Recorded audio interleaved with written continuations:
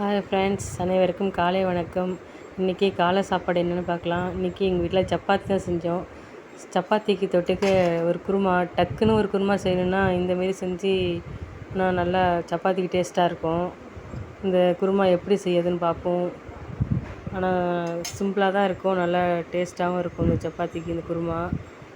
இதை எப்படி செய்யலான்னு பார்க்கலாம்.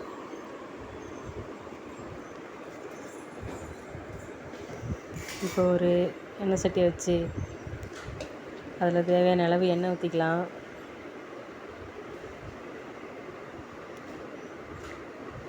சோம்பு நல்லா பொரிஞ்சதும் பச்சை மிளகா,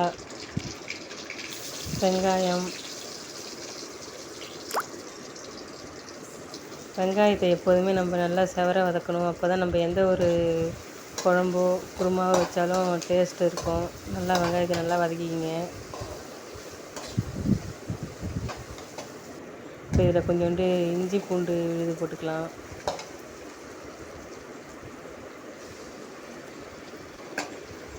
இதையும் நல்லா வதக்கிக்குவோம். பச்சை வாசம் போகிற அளவுக்கு நல்லா வதக்கிக்கிங்க. கருவேப்பிலை 2 போட்டுக்கலாம்.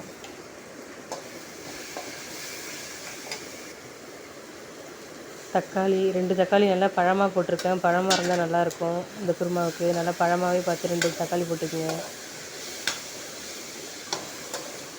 தக்காளி நல்லா வதங்கிட்டோம். இப்போ ஒரு மிக்ஸி ஜாரில் தேங்காய், முந்திரி பருப்பு 4, கசகசா, கொஞ்சமாக பெருஞ்சீரகம் போட்டு மிக்சியில் அரைச்சி எடுத்துகிட்டு வந்துடுவோம்.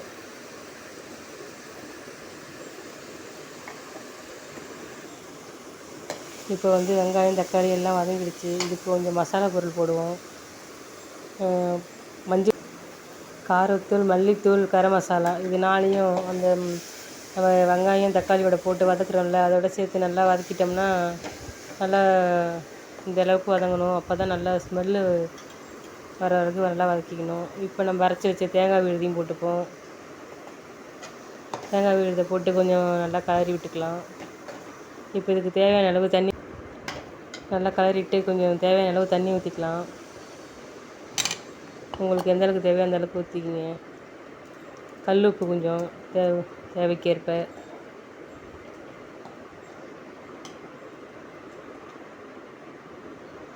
இப்போ நம்ம மசாலா, இஞ்சி, தேங்காய் இதெல்லாம் போட்டு நல்லா கொதி வந்துருச்சு. இப்போ இதில் 2 மல்லி இலையை போட்டு நல்லா கொதிக்க விட்டு இறக்கிக்க வேண்டியது தான். இது நம்ம சீக்கிரமாகவே செஞ்சிடலாம். எந்த காய்கறி, பட்டாணி ஊற வைக்கணும், கொண்டைக்கடலை ஊற வைக்கணும், மறந்துட்டோம் அப்படிலாம் நம்ம யோசிக்க வேணாம். சப்பாத்தி செய்யணும்னா டக்குன்னு இந்த குருமா செஞ்சிடலாம். வெங்காயம் தக்காளி வதக்கி தேங்காய் பெருஞ்சீரகத்தை வதக்கி செஞ்சிடலாம். நன்றி, வணக்கம்.